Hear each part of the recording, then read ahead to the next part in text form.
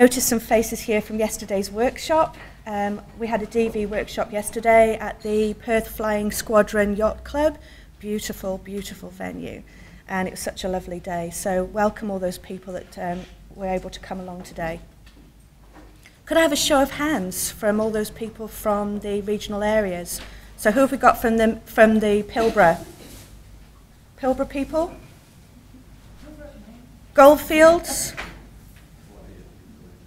East Kimberley? West Kimberley? Wheatbelt? Albany? Perth people here today? A few. So we've got a good representation across the state. Southwest? Last but not least. Have we got anybody from the Murchison here? Brendan, put your hand up. You're from the Murchison. Okay, so we've got people from everywhere. That's really good. And that's what we were hoping for today. Just a bit of background for you. Today's workshop is run by the Community Sector Partnership Alliance. And it's a fostering partnership initiative to assist community service sector in implementing the new Delivering Community Services in Partnership policy. I'd like to thank my team, who are all here today, and that includes the country contract managers, and the fellow alliance partners who have given their valuable time and hard work in making this workshop happen today.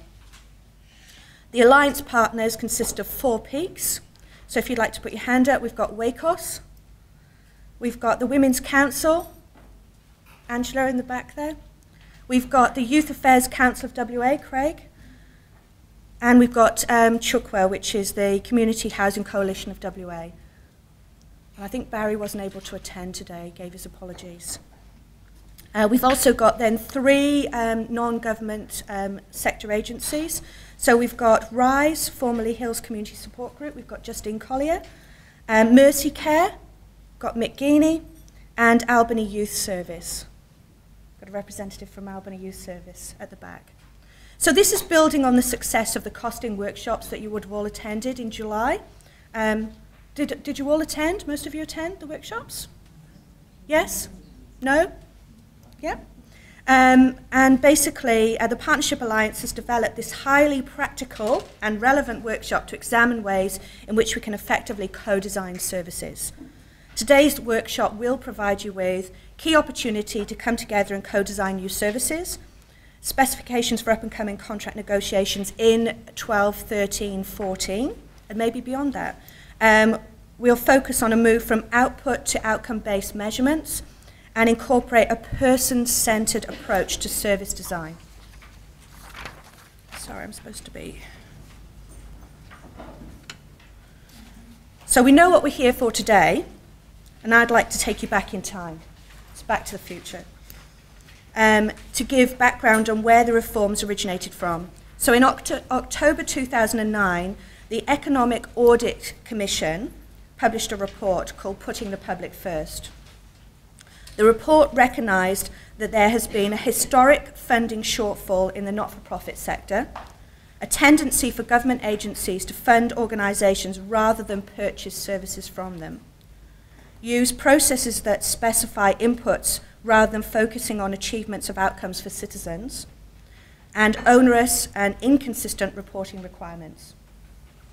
The recommendations also were to replace the previous funding and purchasing community services policy that was developed in 2002 with the new Delivering Community Services in Partnership policy, which came into place in July 2011.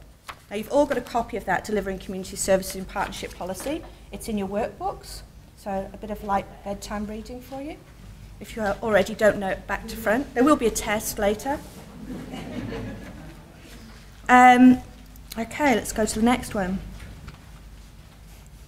The Delivering Community Services in Partnership policy, as it says here on my lovely slide, seeks to improve outcomes for all West Australians by building a genuine partnership between the public and not-for-profit community services sector. The policy brings the citizen to the centre of the relationship and ensures that services are provided that meet the needs of the community. Today's co-designing workshop highlights working together to achieve outcomes in partnership and importantly ensures the outcomes are measured and achievable.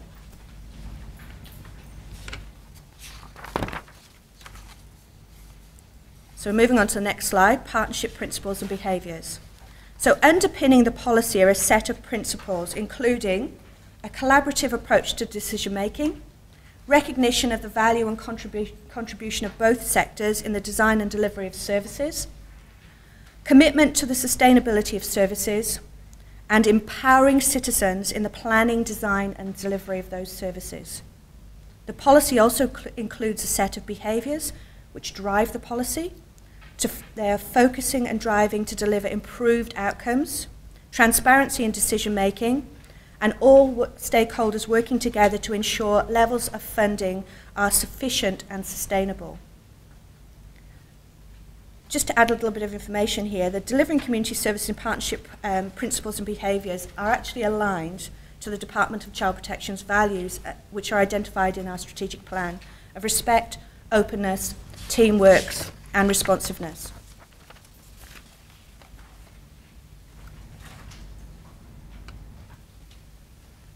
So we've got another slide here which talks about the Department for Child Protection funded not-for-profit services. And it sort of gives you an overview of the dollars, how many organisations, and the number of services. There's actually a typo there. It should be 169 organisations, not 168. Apologies. So to provide services to vulnerable West Australians in 2013, the Department provides recurrent funding to 169 organisations for the provision of 403 services at a total value of $137 million, which is not to be sneezed at. It's quite a large chunk of monies. And to put that into context, the Department for Child Protection's whole budget, that $137 million represents just over a quarter of that budget. It's a lot of money. The number of services may change in the future as existing like services are consolidated in an organisation to reduce the administrative burden and provide greater flexibility in the delivery of services. Essentially, the dollar spend of the service group is not going to be decreased. I need to let you know that because there's a lot of anxiousness out there about the change and what that means to people. What may happen, though, is the number of services through this process, by agreement with organisations, will be decreased. So consolidated. So you have one agreement, which is not a four-cornered document anymore, and essentially you'll have layers of different services within that one agreement, which will cut down the burden of reporting and both your 6 monthly reports and financial reporting, which is in line with the new direction.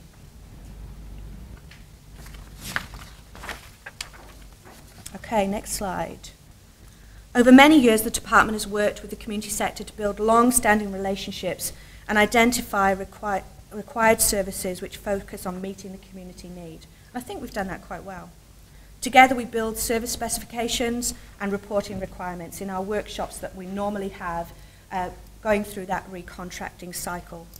As part of the year-long process to award new contracts, activities include community sector forums, customer surveys, which are conducted annually, questionnaires for internal and external stakeholders, consideration of feedback through reviews and progress reports, and we actually engage with the Department of Child Protection divisions as well to find out what they need in services. As an example of this journey we have been on, and no doubt some of you would have had, as an example, this is the journey we have been on, and no doubt some of you would have, with the services, would have been part of that initial process. So in October 2010, work commenced on the community service sector for contracts due up in September 2011. These services received preferred service provider status, which is our preferred way of contracting, in April 2011, which was prior to the introduction of the Delivering Community Services in Partnership policy, which was introduced in July 2011.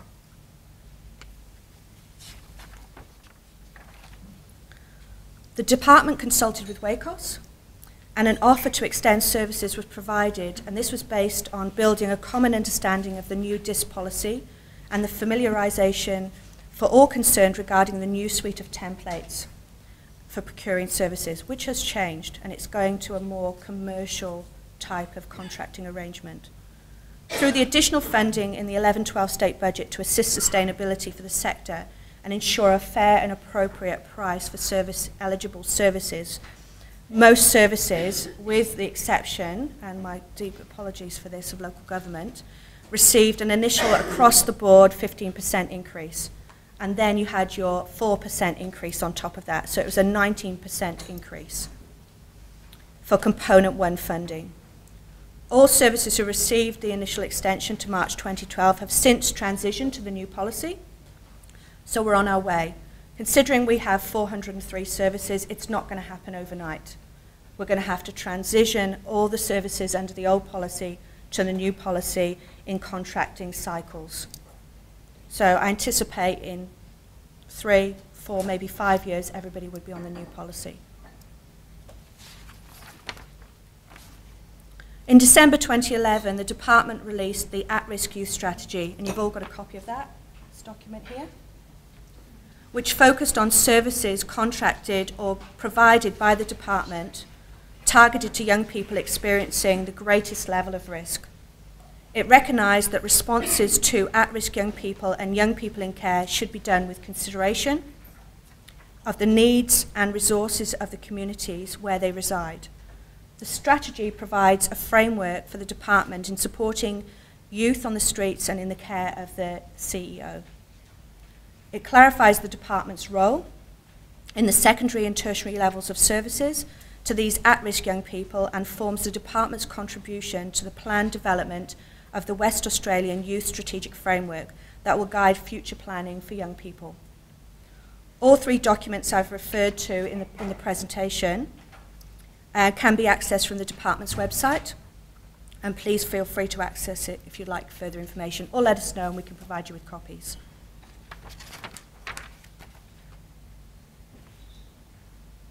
As part of the reform process, the department has extended some contracts and in consultation with not-for-profit community sector may consider other extensions to fit with the new 5-year contracting cycle.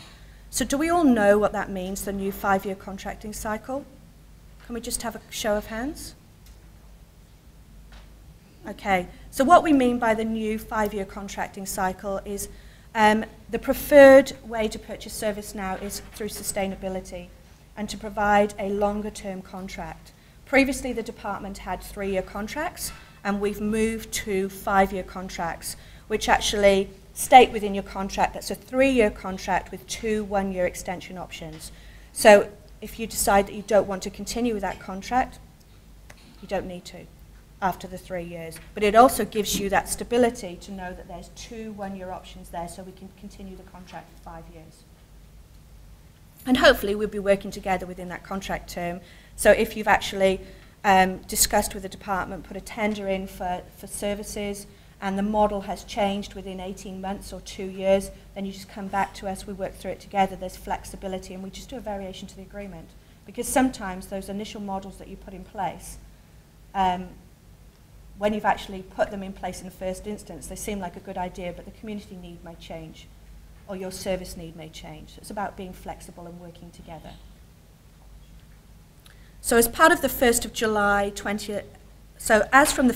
2011, all service agreements with the department will be based on a term of 3 years, as I just said, with the 2 one-year extension options for a total agreement of 5 years. And I believe most other government departments are actually working in the same way. As contracts are rolled to a 5-year plan, the contract management may change. The department will work with the sector to progress this. So what we're talking about there in contract management is basically, at the moment, your contract manager will actually work with you for contract reviews or service reviews. And normally you have 2 within a 3-year period. So what we're actually suggesting is, instead of them being exactly the same review, that we'll need to do different types of reviews depending on the longitude of the contract. And we'll work with you on that. And we'll cut down the paperwork, make them more streamlined, and make them user-friendly so you get benefit from them as well as we would. Okay, so as I've said, as contracts are rolled to a 5-year plan, the contract management may change. The department will work with the sector to progress this. Some ideas include a change to service reviews, with the contract periods such as the first review may focus on agreed milestones for the contract, deliverables, contract management plan. The second review may focus on achievement of outcomes prior to consideration of the 2-year extension. And then the third review, if we decide to go down that road, may focus on contracting options. In addition to the progression to longer service agreements in line with the recommendations of EAC, so the Economic Audit Review, the department has reduced the administrative burden for services by lessening the requirements already of financial reporting and transitioning to review the progress reports in consultation with the sector to lessen the volume of information required. So what we've started to do is basically look at the progress reports that we have historically and decide, why do we need this information? What does it contribute to? Does it contribute to our annual reports or our key performance indicators? What do we use it for? And if we don't know why we're collecting that information, then why are we collecting it and putting more burden on you to collect that information? So that's what we're doing at the moment. And as we go through a recontracting cycle at the forums, we'll actually be sitting down with you, looking at the current progress reports and saying, well, we don't need to collect A, B, and C, for instance. What's your thoughts on it? Okay? So the department, as you know, actively works with a plethora of peaks and professional bodies, so not just one, on matters such as procurement, funding processes, professional development, planning, development, and implementing services. The department has initiated and is represented on a number of across government and non-government groups, which include the Community Sector Roundtable. And I don't know whether you're all aware what the Community Sector Roundtable is. Do we know? Yes, no? Okay. So the Community Sector Roundtable is an advisory body that facilitates a partnership between the community sector and the department. The Roundtable is committed to achieving the most effective client outcomes for families through the provision of services for the community sector. And just to let you know what the Roundtable has achieved this year, working in partnership with the department on issues that include community sector funding, the family support network, the development of the at-risk youth strategy, which is this document which I've highlighted earlier, and the development of an industry plan regarding component 2 funding and sustainability. And the Community Sector Roundtable is chaired by the CEO of a non-government organisation. In this instance, I think it's Basil Hanna from Parkerville. And there's WACOS resides on the CSR. So there's 11 representatives from the sector and 3 from the department, and they meet monthly.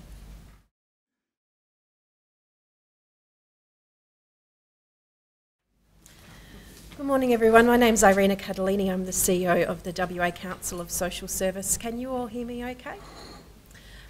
Is there anyone who is not familiar with WACOS and who we are and what we do? I know we've got people from all over the state, and we've been since 1956, so hopefully there's no hands go up and I don't need to do much of an intro.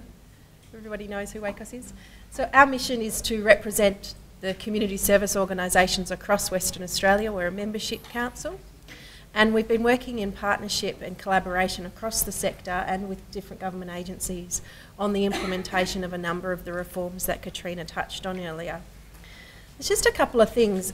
I know we're running slightly over time, but we did think it was important to do some context setting for the workshop today and for the community sector's perspectives around some of the things that Katrina touched on to be introduced as well. That timeline that Katrina showed in that slide where she went through the history of the Economic Audit Committee, the introduction of the Delivering Community Services in Partnership policy, and where we're at now with the going through the process of contract renewals for different service areas and actually putting into practice in real terms, applying from the theory of the policy to actually the practice of going through it. There's a couple of steps that I wanted to just add a different spin on in that as well. Throughout the Economic Audit Committee, WACOS and a number of community service organisations thought it was important to put on the agenda of government some of the frustrations that you've heard in the room today around the inadequacy of historical funding and the incapacity of services to deliver based on losing staff, and we know that a lot of the organisations, particularly smaller organisations in remote areas, were facing handing back contracts if those issues weren't solved.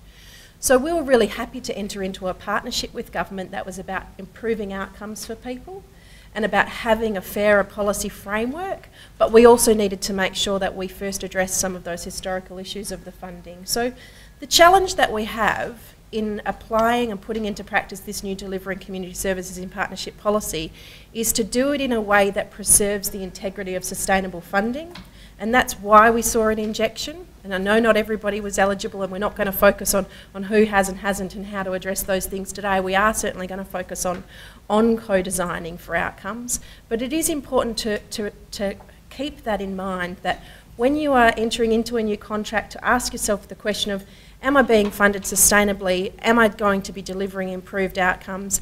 Am I working in a space of a service model that works to deliver outcomes for the people that I'm concerned about? Because those were all the principles that we tried to bring. What we were wanting to achieve through these reforms is a fundamental commitment to a person-centred approach, which is sitting below a lot of them. We wanted to make sure there's appropriate governance, evaluation and oversight, and that's one of the things that the Partnership Forum is providing.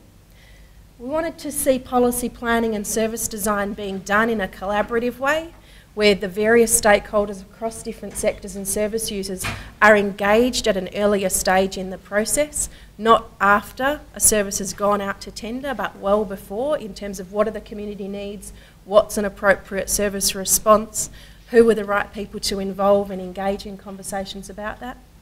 We do want a commitment to sustainable funding and contracting to reduce the administrative burden.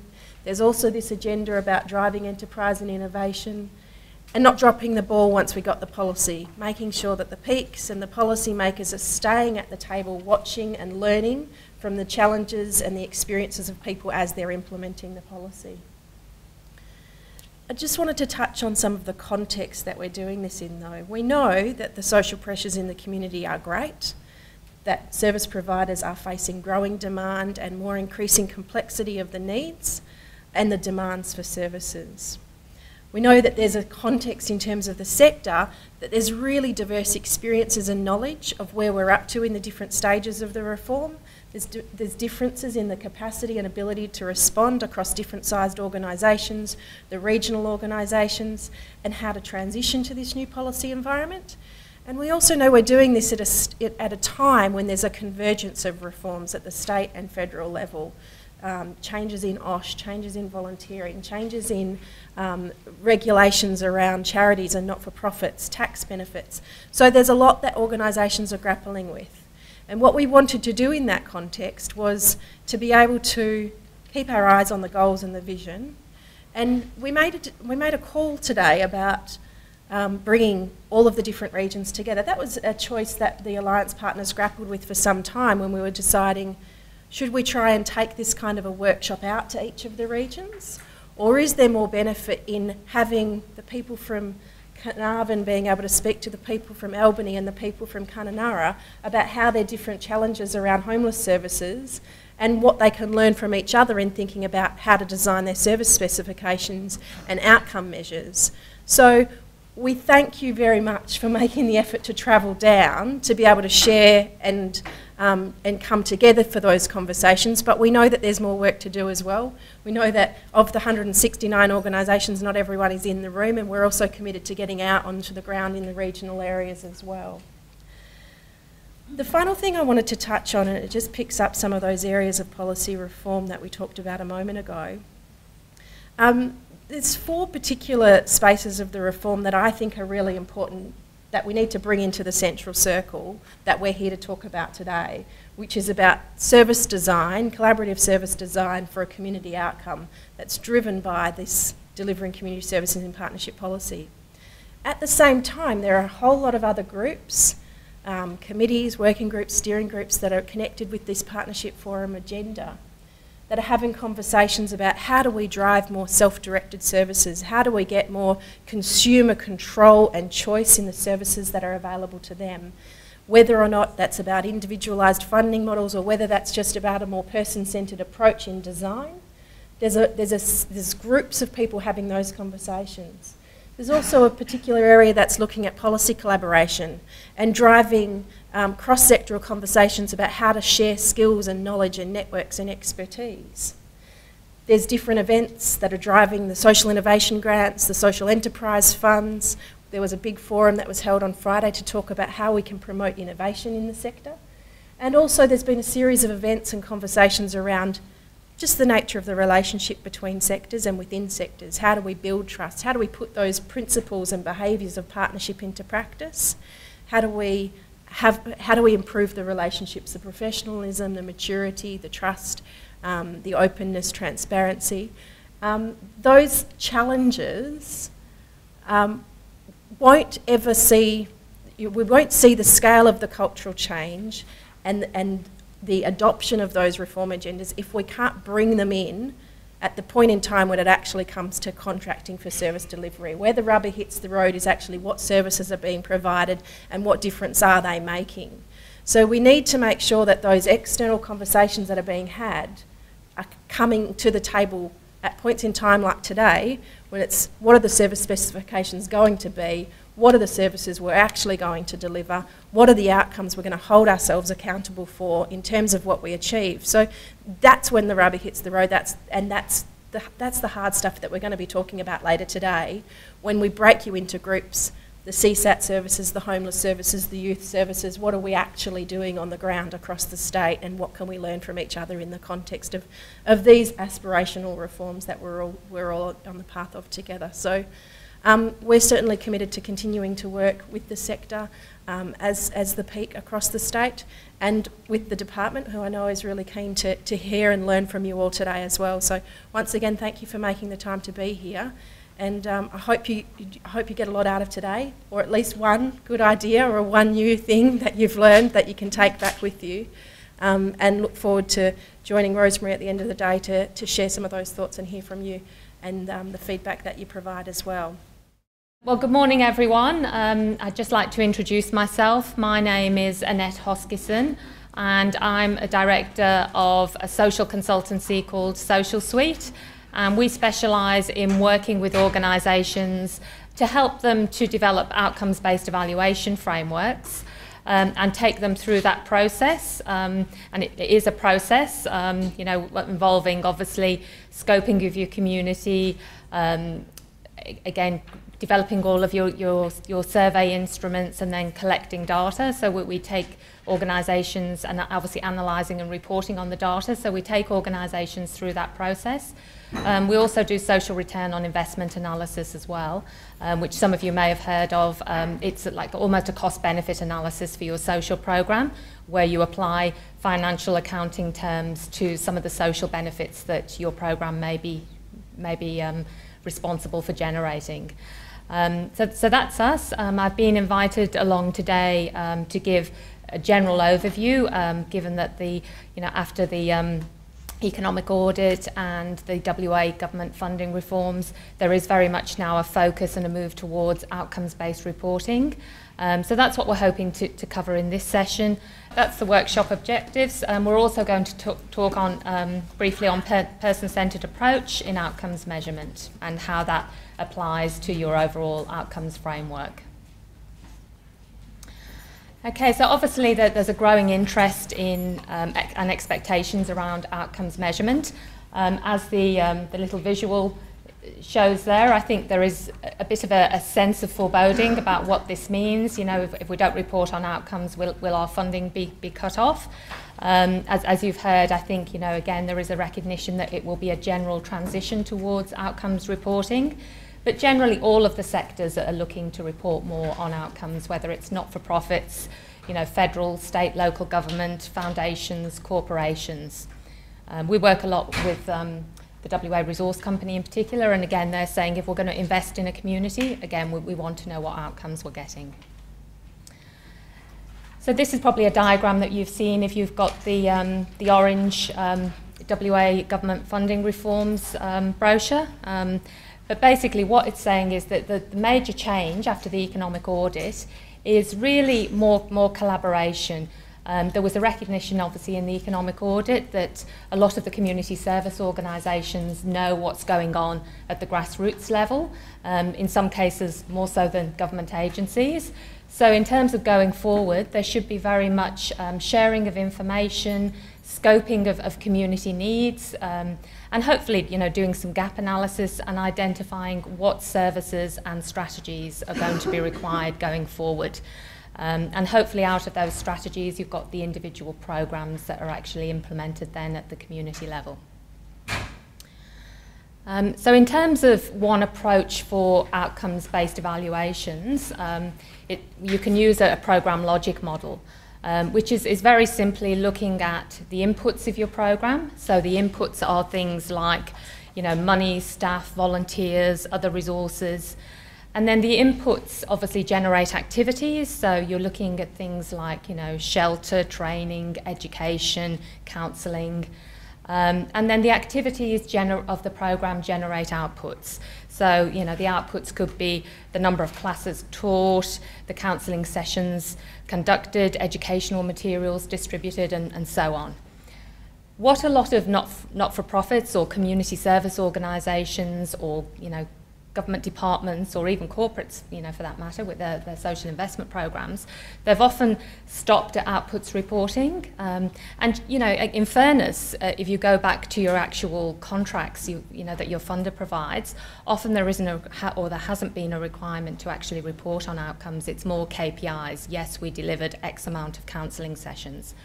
What the funding reforms are saying is we want to obviously still probably report on, did you meet your KPIs? But if you delivered a counselling session, what difference did that make to the individual? How did it change that person's life? So that's sort of the basis of outcomes. What were the benefits for people? Was it new knowledge, increased skills, changed attitudes or behaviours, or some sort of altered state that resulted? So that's really what we're trying to get to with outcomes reporting. So program logic works on an if-then relationship. So, if this changes, then this changes, which leads to this change. So just giving you an example, if we provide educational resources on the harms of smoking during pregnancy, then pregnant mums will gain a better understanding of the risks of smoking during pregnancy. So that's your initial or your short-term outcome. And that leads to pregnant mums reducing smoking during pregnancy, which you could say is maybe more of a medium-term outcome. And your ultimate outcome could be delivery of healthy babies, which, in this case could be your long-term outcome. So in the case of a pregnant mum, the duration of that program or, to get your long-term outcome could be, 9 to 12 months. But a lot of programs to get your long-term outcomes may take many years and many different interventions. So it's very much a program-by-program basis in terms of when you will see some of the initial, medium and long-term outcomes. And as I've said, in terms of the initial outcomes, generally you see those pretty much straight away, or you would hope to see them straight away when you've delivered the activity. And you can say, well, that's directly attributable to the programme. The medium-term outcomes, more in relation to changes in behaviour as a result of those new skills or knowledge that may have been delivered through the activity. And often they occur after the programme. So if we think about, again, our counselling service example, hopefully you receive your counselling, and then as a result of the strategies or the new knowledge you received, which you then apply, hopefully you will see some changes in behaviours. And then the longer term outcomes, again, they're often sometimes far removed benefits. And often when you're looking at your longer term outcomes, some of the outcomes are attributable to other agencies or other services actually working with that person or individual. So again, you have to be conscious when you're looking at outcomes that you don't overclaim. And that obviously it becomes more of a whole of community approach as in some cases with longer term outcomes. So I suppose what we're trying to ultimately work towards with outcomes reporting is a story of change. So we've looked at the inputs, the activity, the outputs of our programme, And what we're trying to show is, well, as a result of all of those resources that were put in at the front end, what does that result in? So again, hopefully we're stepping the person through a journey, which hopefully is a positive upward journey. So as I mentioned, we're going to work through a case study today. This is just a hypothetical example, although it is based, I suppose, on programs that we know are out in the community, and many of you, I'm sure, will be familiar with programs like Best Beginnings. The Balga Senior High School run teen parent support programs. There's a NAPI program in Kwinana. So, and I'm sure in the regions there are very similar programs to this. So it's just a general example to give you an idea of how we can actually start to apply outcomes reporting. So you've actually got some information in your packs, just a one-sheet flyer, just so that when you're thinking through the exercise, you can refer to that. But I'll just give you some background to the program. This is a program which is run by a community sector organisation providing early intervention with family support services. It targets marginalised teen mothers under 18 years of age. It provides parenting skills and education activities, things like antenatal support, postnatal support, early childhood development support. The actual social context or the social environment in which this program sits is that there's a lack of antenatal and postnatal support, a lack of understanding around child developmental stages for the parents participating, a lack of knowledge around teaching or modelling of parenting skills and social skills. Teen mothers rarely reconnect with education after birth of child, which leads to compromising the quality of the life for the mother and the child.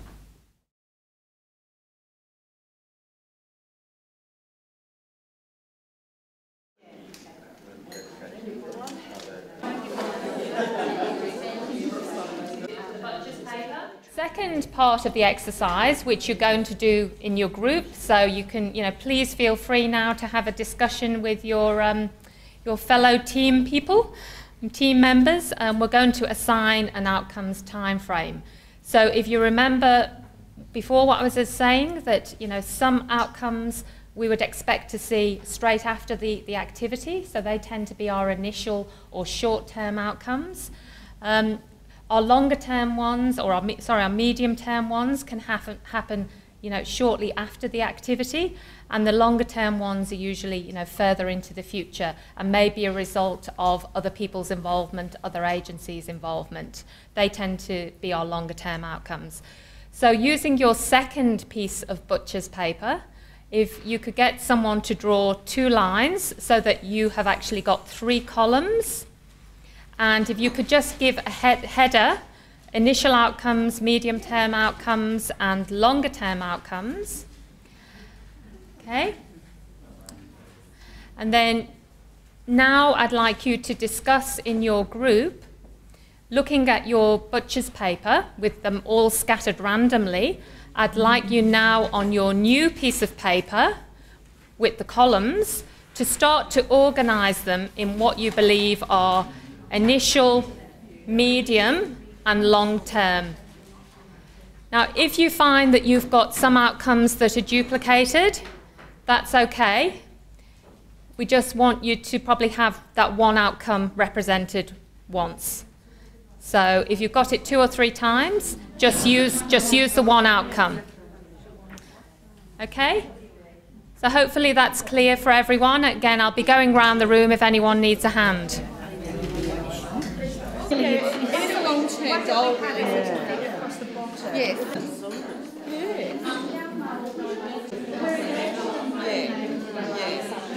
You'd have to go back maybe 5 years later. I recognise that everyone's a different. You don't know. Yeah.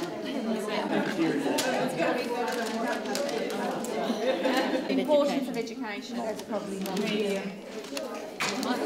Improvement of health. Sorry? That's really easy.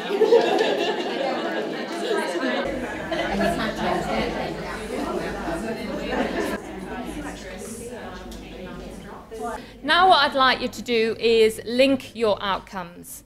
So we've talked about a program logic approach, you know, if this, then this, which leads to this. So what we're trying to do here is apply that program logic approach and indicate which outcomes leads to the other in an if-then sequence. So if this happens, then this happens, which leads to this. So can you see the arrows here?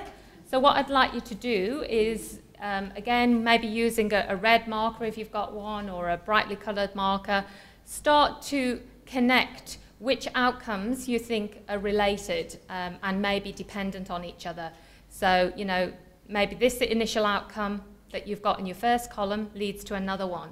And you can have your lines crossing over, you know, doubling over each other, curly lines, whichever way you want to do it.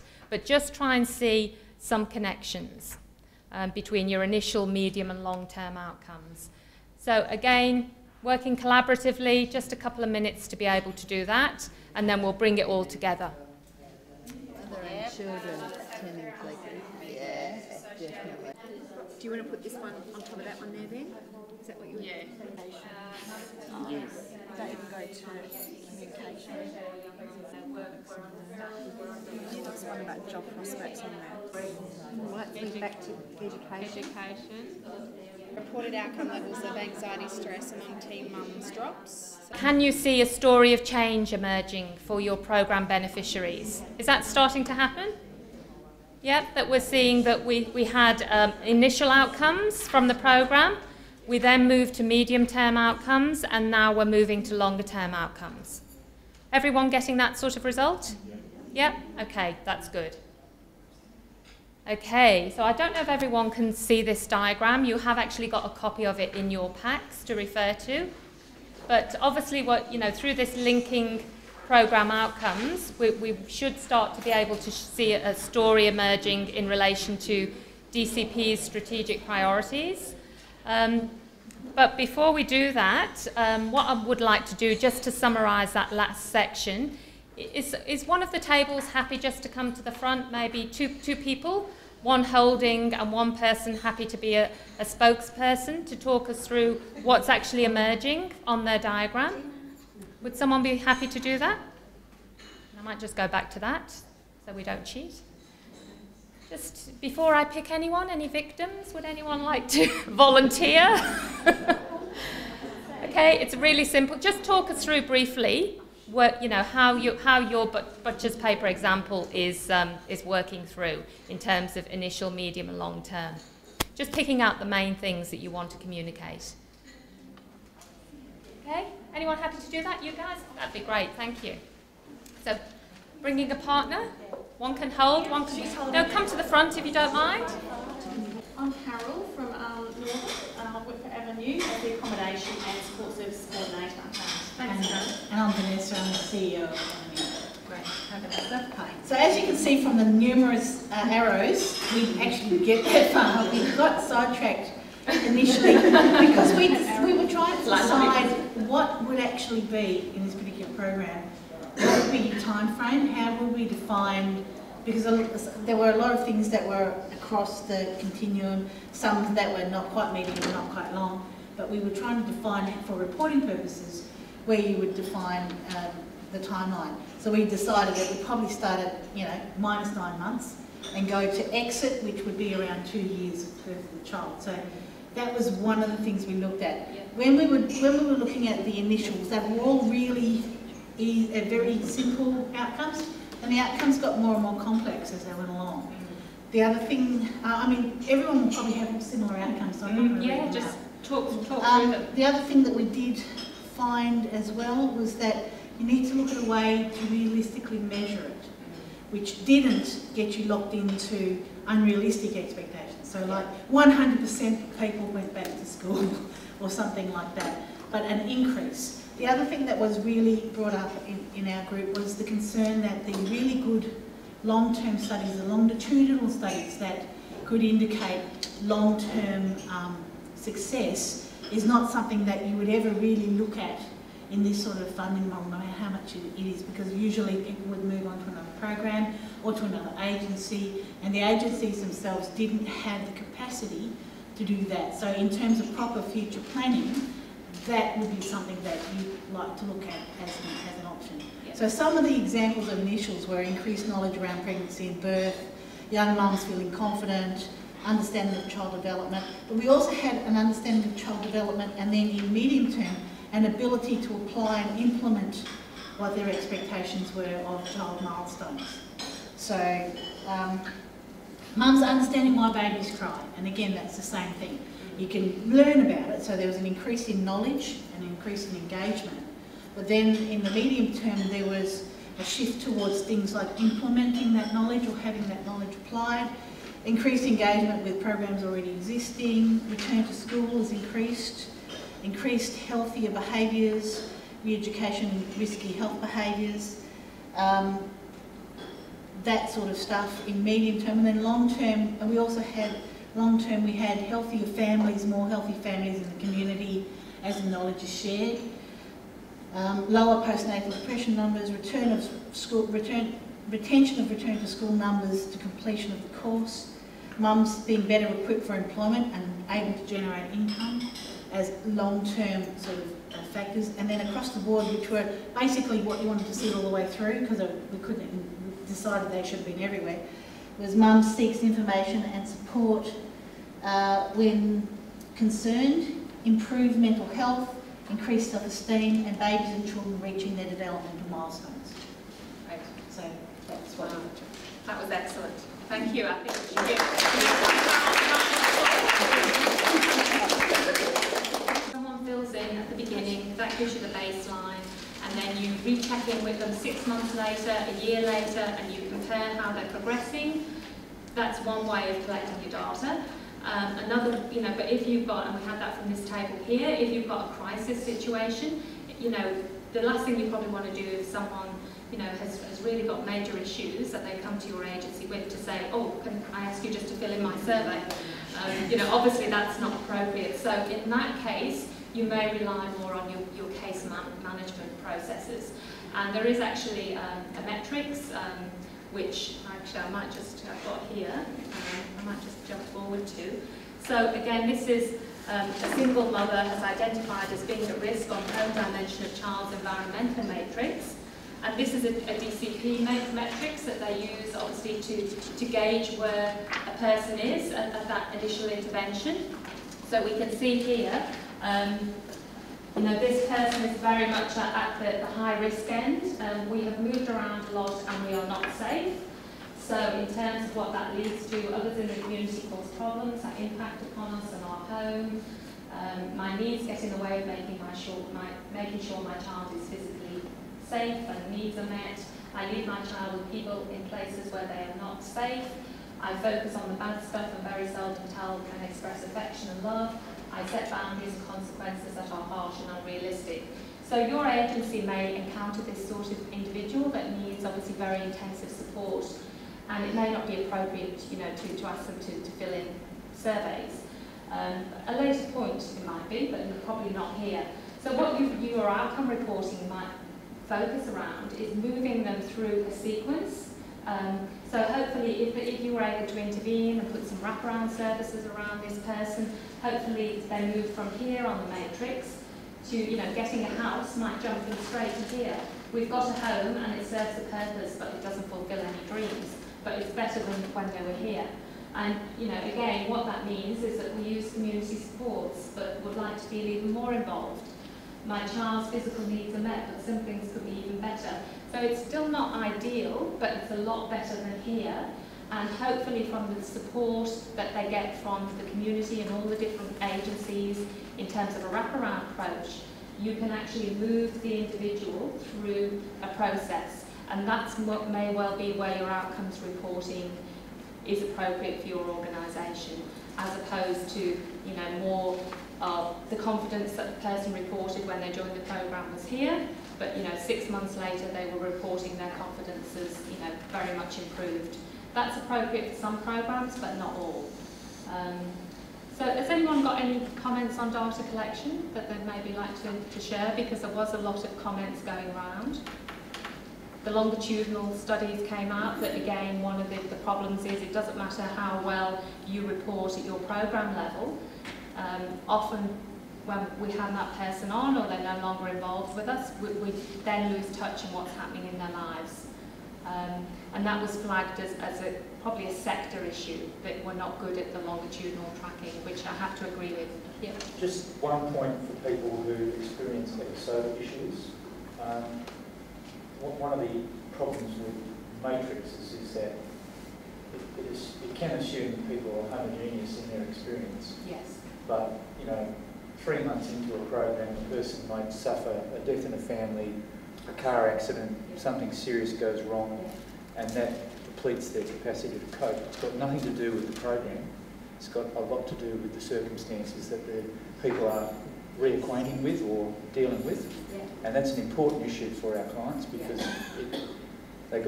things change. Yeah. And I think we've got to be careful that we don't lose that complexity.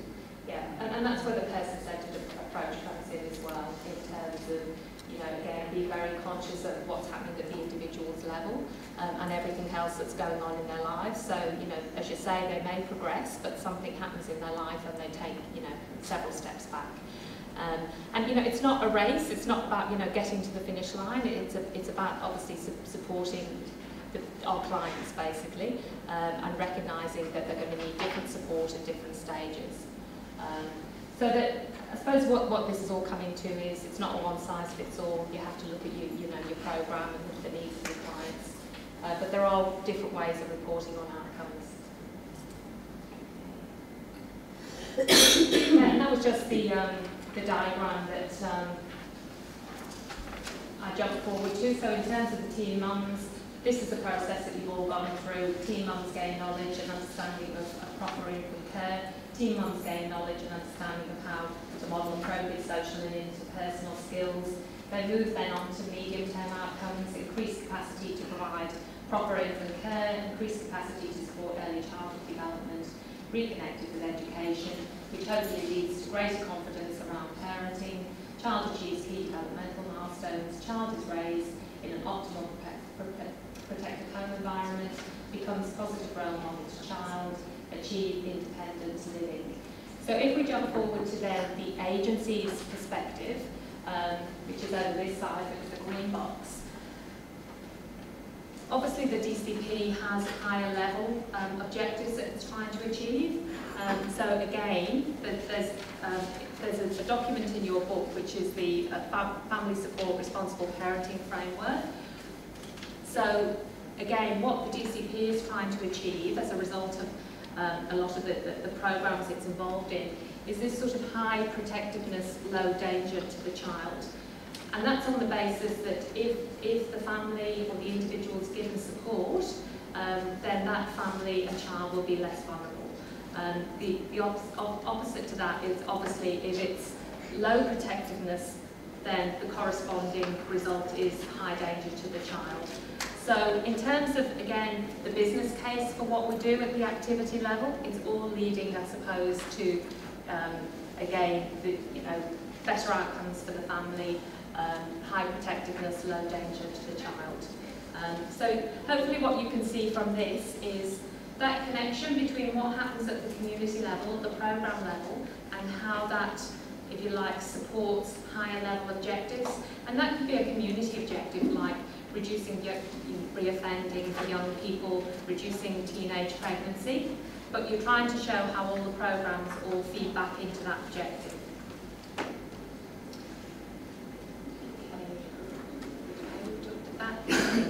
So again, another example, I suppose, in terms of a story of change is, as we discussed with the matrix, that a young person is supported to get housing, and then they move through this process so that, hopefully the young mum receives support to obtain and maintain a tenancy, the young mum is successful in securing permanent accommodation, a stable home environment is provided, the child is no longer exposed to danger and in volatile situations.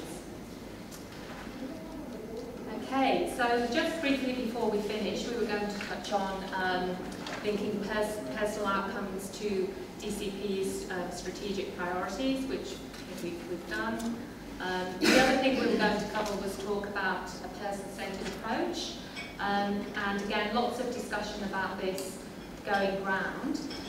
It's great to report things at a programme level, but again, some of our programmes are very case management intensive, and really person-centred reporting is really just outcomes reporting for the individual rather than the programme.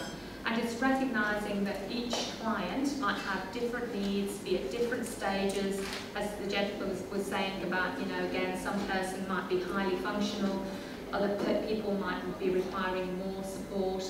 So everyone's at different stages.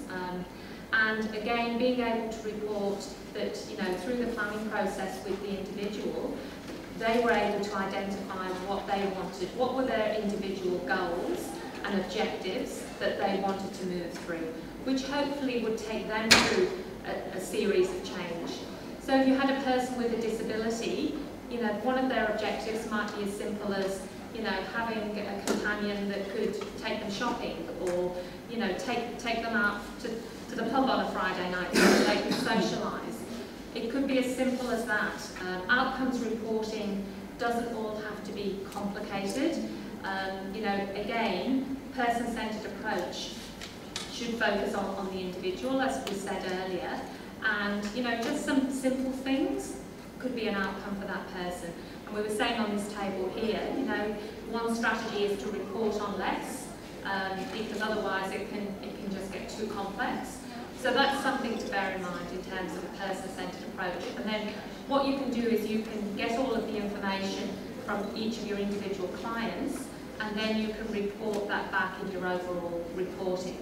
So, you know, again, you can say things like, you know, 60% of our clients reported that, you know, they're achieving their objectives in their person-centred approach plan.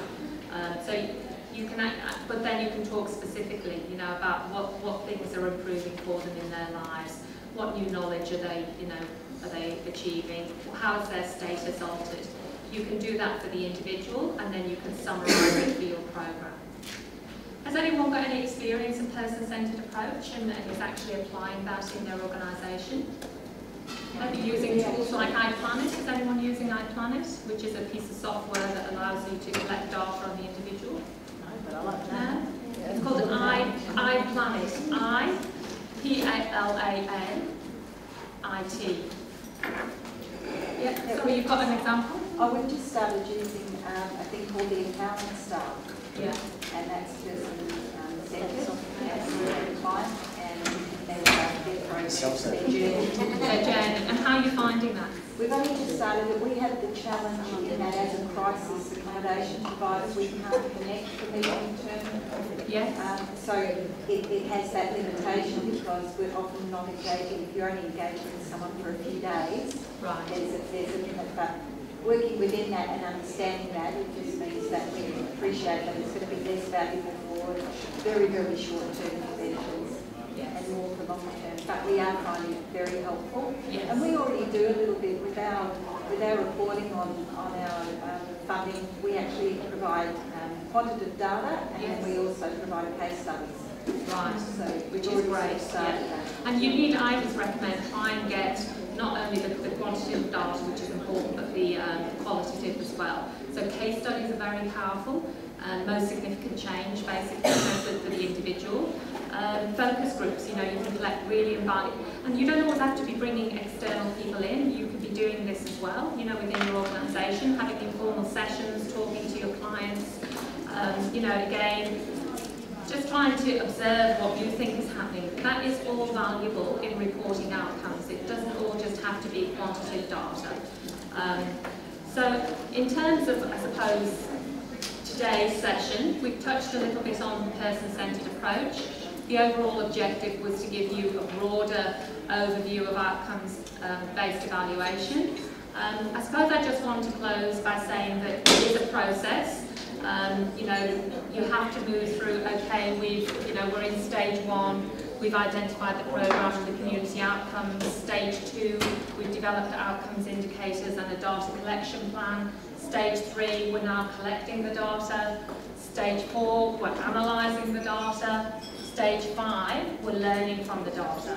Because it's no use having a stack of surveys and saying, oh yes, you know, we're really good and we collect data, but if you don't do anything with it, then, you know, it's obviously you've wasted, you know, time and energy. So it is a process, and I think, you know, certainly what I see is there are a lot of challenges for community service organisations, you know, not-for-profits, government agencies, going through these stages, often because they haven't got the time, the resources, the skills.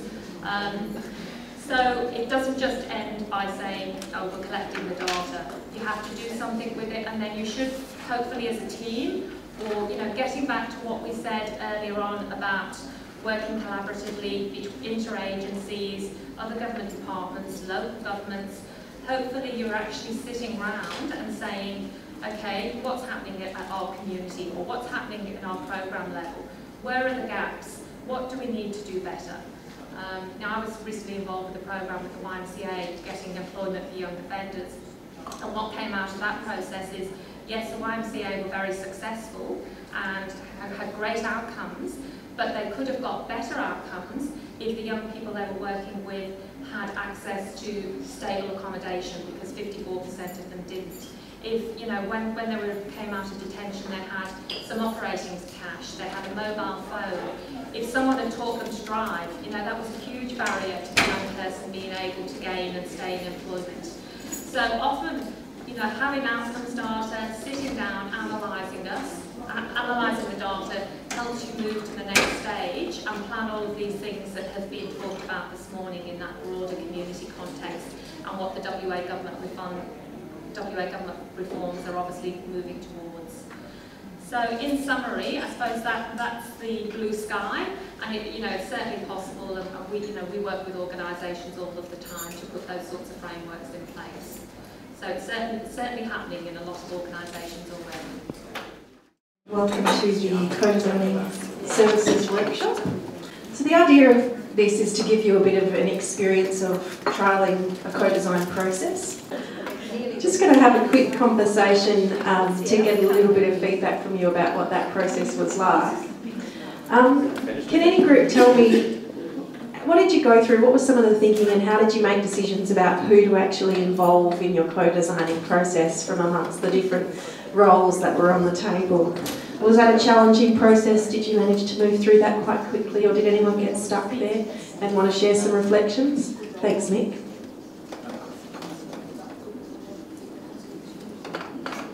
Each of the people involved had a passion from their perspective, and it became apparent that we didn't know enough around the table about what the whole need was. So people had their particular need, but it didn't quite map to, well, there's a real clarity about what we got close near the end. We started talking about an employment pathway, but we didn't get there, and we decided we needed more people to be at the table. I'm seeing a few nods around the room in terms of needing more people at the table. Are there any other reflections anyone wanted to share on how they selected which of the roles from the bunch they had included? I guess one of my things is in my role as a community service organisation, I'm obviously going to come to the table with an agenda of I have these services and then I'm going to push those. So you have to be very much aware of that when you are co-designing services, that there may be better ways. Absolutely. Does anybody want to share the design that they came up with or almost came up with? I'm just going to make a comment on the participants that were put into the circle. You've got quite a diverse group of people, which I don't think one small organisation could fix everyone's problems there. School leavers, 13-year-olds, mental health, one-stop shop. So perhaps the size of the task was too complex to come up in one service response, and you might have needed a bunch of different services to meet the needs of everybody that was at the table. Okay, that's really great.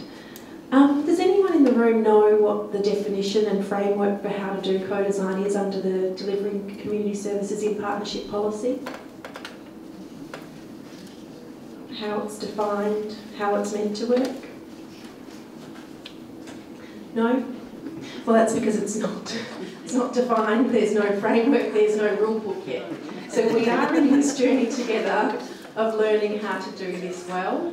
And so your feedback and advice today on what you think it means to you, what you think is important and what you would like to see the department build into its practices for how to do co-design well, both in terms of involving consumers and users of services, as well as designing community service organisations in the thinking of the department. That's really valuable today, so I really appreciate you being here and participating and contributing your thoughts. What we're going to do now is give you an opportunity to have a bit of a discussion about that at each of your tables. What do you think co-designing services means? What are your expectations about what's important? And what advice would you like to share with WACOS and the department and the other alliance partners about who you would like to see at the table? What kinds of timeframes and resources need to be available? Barry wanted a couple more minutes. Some of you might have wanted a couple more months. We'd really like to hear from you about that, so if you have a few minutes at your table now, and if you wouldn't mind recording it on the paper that's there, look forward to hearing the feedback from each of you shortly. You might not have been able to answer all of those questions as much as you would have liked, but no doubt you were able to share some helpful and useful suggestions. Would any table like to share with the broader group some of the things that were important to them in terms of their expectations for co-design? We were talking about the common goal of government to sort of join up all the government agencies, and it really becomes apparent when you compare, say, Bunbury to Northam. What Bunbury has in terms of richness, Northam has issues around, there's no employment pathways for a lot of the kids. So, you know, if you're a department with limited funding, how do you impact on the fact that a lot of kids will not have job opportunities? You know, it requires an all-of-government approach to some issues, and various different locations in the state need a different strategy. So we were talking about that and coming up with, yes, we agree there needs to be person-centred planning, but in the context, it's who comes to the table, and more than one government agency is necessary. Thanks, Mick. That's a helpful and unique piece of feedback we haven't heard before yet today. Any other thoughts or expectations that you have of how co-design should be done, bearing in mind you're going to be going into a process of reviewing your contracts and locking in service specifications? So what do you think is important to you to know that has been part of the process for designing those service specifications? One of the probably most clear things that we need to find is what is the funder's goal? Yes, we're co-designing and we're talking to the funders, and the service has to reflect what the community actually looks like and needs. But if we don't know what the actual overarching goal is, it needs to be really, really clear. Are we delivering better outcomes in X or Y or Z or all? Because otherwise we'll just faff about in the middle space and not get anything really moving forward.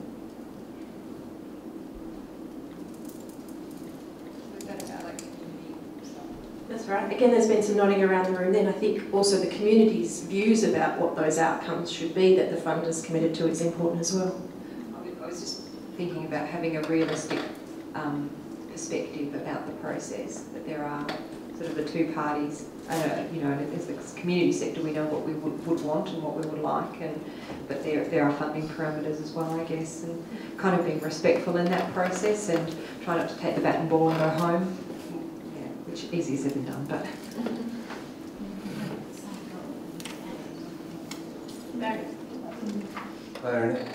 Yeah, we just went through a few things, and I think we kind of took it back one step and said that, first of all, before you start co-designing anything, there has to be an acceptance by all parties that the ultimate goal of the process is valuable and worth doing. And that kind of big macro stuff, while it's important, I think what we were saying was, in a real world scenario, community stakeholders will identify a need, and would, for example, say we have a problem because the kids don't have anything to do after school and this is leading to, you know, mischief or whatever. And then the onus is on that kind of coalition of groups in the community to work with the funder to design a service that produces the outcome that it wants. I hope you all enjoyed a relaxing lunch and have been re-energised and ready for the hard work yet to come this afternoon when we start actually getting down into the detail of your service specifications. But before we do that, we're going to have a lead-in panel discussion to give you some tips and advice on how to, based on some of the experiences from both community service organisations that have been through a contract renewal process under the new DCSP policy, and also from DCP's own expert, Rosemary Bradbury. So I think... Cool. That's a setup.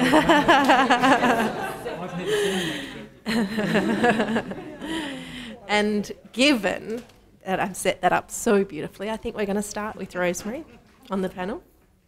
What's going to happen is we're just going to hear a few minutes from each. Well, firstly, some advice from Rosemary about how the process is intended to work.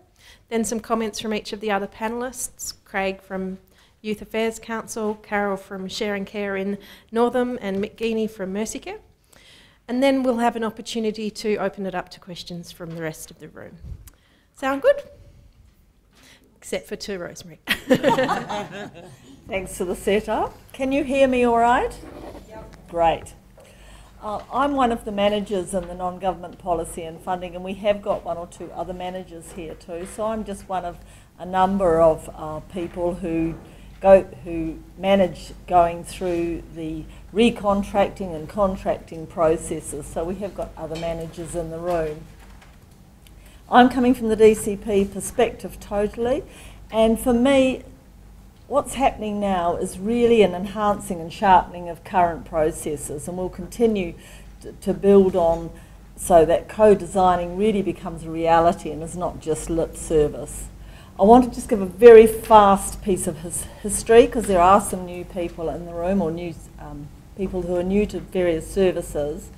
We've joined with organisations and services to work through a preferred service provider process for a long time, and we've had forums to redesign service specifications or requirements, and usually rewriting them in a forum, and then from there going back out with rewrites and so on, and getting all your input from all the services in a various service group. And we've done that for many, many years, and we've always had outcomes, service-specific outcomes. We've always had that embedded within the requirements. And we always go back and verify any discussions that we have had as a group with you as individual organisations, and then when we do the recontracting or preferred service provider, after that we do the localising, individualising of those generic broader specifications, and that we're going to be looking at those generic and broader specifications this afternoon in the small groups. We also, as an organisation, we consult with stakeholders such as your local district officers. We look at the needs in the local areas with you, the changing demographics. We get some policy input, the government policy of that day, and that changes. And as we elect a government, we go with whatever the policies are, so we take that into consideration. Other government departments, often we also have alcohol and drugs, so the office involved too with them, or corrective services with various ones. So we take a whole lot, partner with peak bodies such as WACOS, such as YACWA, and the Women's Council, etc. So just sort of giving some small pieces of information. We consider the data and the information that you give in your progress reports. You may consider they go into a large black hole when they come into us, and I've heard that said from some services. Assure you they don't. We use that when we're redesigning, going through the redesign piece, because we use your service reviews, we use your progress reports, we use any comments we've got back. We use all that information you've given us to say what is it we need here. We also, for your interest on the website, we do have collective service group data, and that's sitting on our website for you to look at. Your youth services, for instance, you'll see the the numbers, the age groups, etc., that is there for you. And you can talk to your contract manager if you want to know where to find those. Then it's the outcomes reporting that we're really interested in today in the co-design. And the emphasis is the emphasis that you need to determine. You have the opportunity to influence the government here, and that's the power of it. That if you're out, how do you want to do this? It's the sort of information that you're going to gather together that you might need to further develop your program too. So when you're outcome reporting, your outcome reporting should be helping you. It's not just for government, it's to influence government, but it should be for as much for your service as it is for government. So keep that in mind. It's got to be useful to you as a service, your outcomes and how you're reporting. And it will tell you if you're hitting the mark with your customers. Some tips: know your current contract and agreement. Get a copy of it, read it. Because that's one thing we do sometimes find, that your contract will be sitting somewhere in another locality in the head office or in somewhere, but you as your role, know your service agreement, know your service requirements, know your specifications. Know what changes you want to make, where you want to go with your service. Have an idea of the outcome you want to achieve and how you might be able to report. So just be thinking about that all the time when you're going through a recontracting process in the next year or 2 years. Because most of you, the services that are here and the service groups are here are ones that will be coming up for recontracting. Know what your client's needs are within that service requirement, and know what you can, and most importantly, know what you can sustainably provide as a service, what's feasible and reasonable within your funding. They would be my sort of top tips for where to go. Well, that just killed my address. Thank you very much. You took everything. We can go now. We can go. Look, Carol, let's if you're going to back up and confirm what Rosemary has said. Carol's just been through. We know we're at odds and on different sides of the table sometimes. It's great to be on the same page. Look, what Rosemary said was exactly where you need to be with all of it. We've been through the process with financial counselling, and we'll have others that will go through it. It is so vital that you know, not just as an organisation what you want, but also what your consumer wants. What do they need? How are you going to get that into that contract? And how you're going to do it in a manner that addresses their needs, meets the resources, utilises the resources that you have or you will have. Know your service inside and out. It's the best message I can give you, and promote it at every opportunity. We have found the process exceedingly easy. If any of you are sitting there feeling panicky and, oh my God, I don't know half of what they're saying, forget it. Don't worry about it. It is dead simple. The thing that I have appreciated the most, I think, from the department was the flexibility. The two-way communication that goes on, and the ability to negotiate some of the finer points. So for all of you, I would say it is exceedingly easy, and don't stress. And that's, from someone who stresses quite a bit. So, Mick. We've done the intensive family support services, and we've also done our foster placement services, and we had a similar experience. It was much easier to do than we had anticipated, and you really work through a process. The thing our organisation did to help, though, is that we did some work in the teams before we got to the table.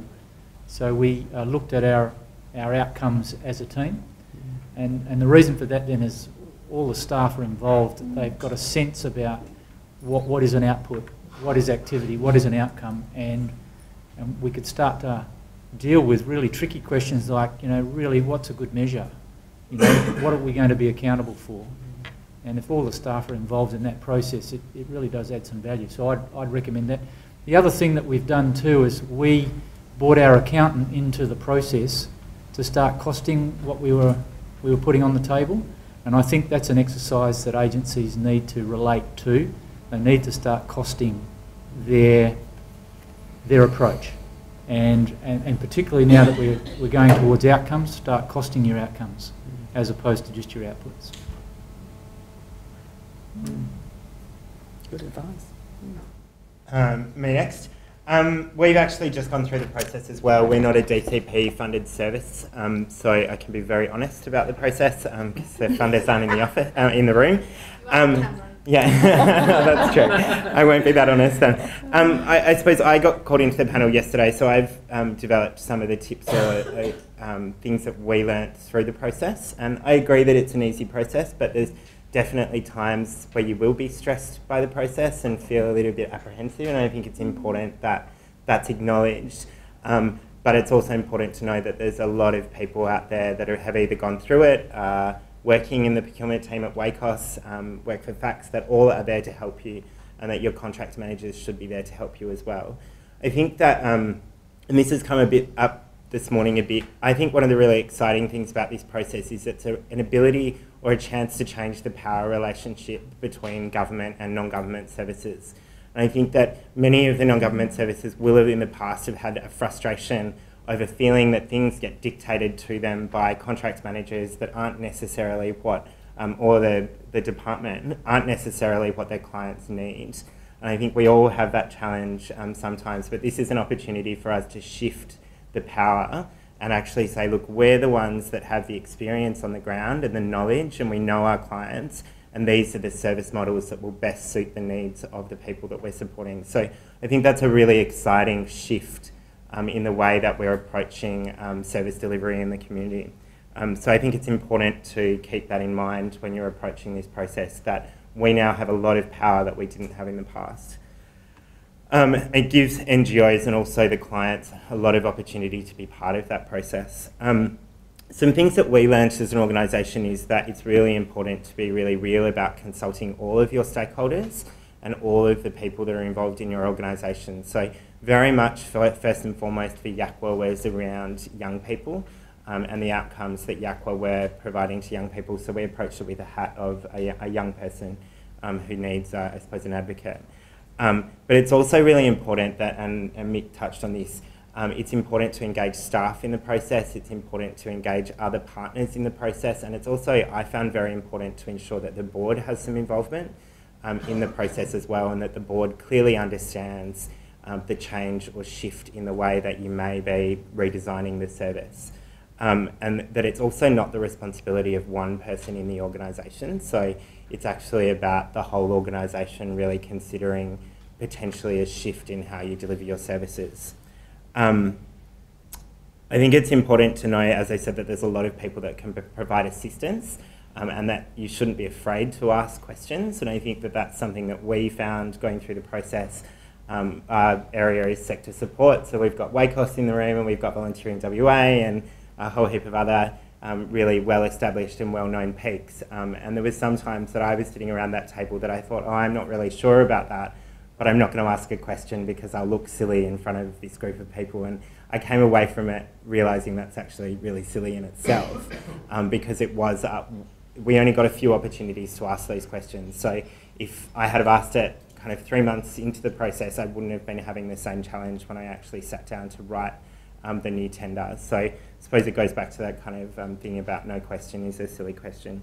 I think that in the co-design environment as well, it's really important that we break away from the kind of competitive attitude that we've always had, or we've always kind of been forced to have, in terms of we're competing for the same dollars and we're competing for the same interests against other organisations. This is really an opportunity for us to break that down.